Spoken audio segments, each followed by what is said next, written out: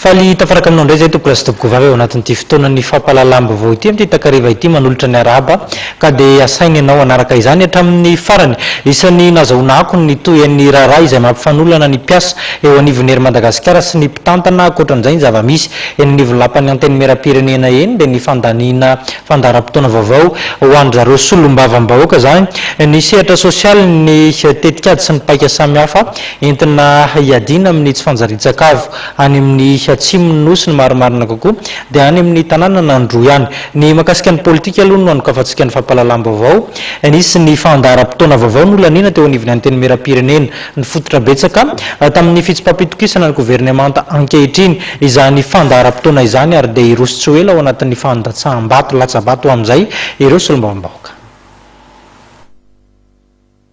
Nametraka fitsipapitokisana ny gouvernemanta Jean Ravelonarivo ny solombavam-bahoaka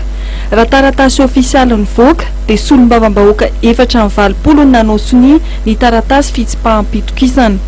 Tsy mamaly ny etaetam-bahoaka ny gouvernemanta, io no anisan'ny antony nambaran'ny député mangataka ny fitsipaham-pitokisana ny gouvernemanta. Ny alarobia voalohan'ny volana Jolay folakandro no tonga teo anivon'ny blomaritry ny anteny mera-pirenena ny taratasy fitsipaham-pitokisana ny gouvernemanta. Manoloana io nandany ny fandaharam-potoana vaovao ny anteny mera-pirenena. Solombavam-bahoaka 770 amin'ny 5 mivory no nanaiky fandaharam-potoana vaovao.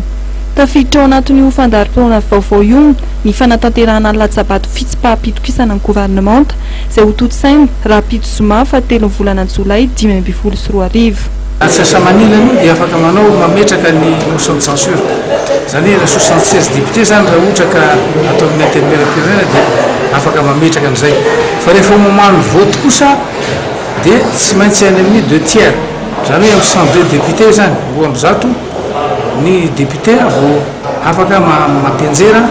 ny gouvernemanta zany hoe fitsipaham-pitokisana io zany dia io zany dia tsy maintsy ao anatiny 24 ora natanterahana an'izay zany hoe manomboka ny larobia zany dia efa tsy maintsy mipetraka ny motion de censure larobia dia la Zuma zany tsy maintsy mipase au vote misy débat zany io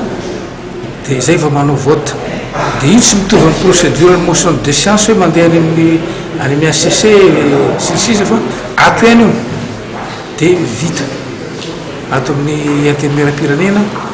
dia vita izy zany hoe tsy maintsy informer fotsiny ny membre ny gouvernement ny premier ministre zany tsy maintsy informer mikasika an'izay. Ho tafapetraka amin'ny toerana ve ny gouvernemanta Jean Ravelonarivo raha ampitso no ahafantarana raha ho lanin'ny roa-pahatelon'ny solombavam-bahoaka ny fitsipaham-pitokisana ny gouvernemanta na tsiny.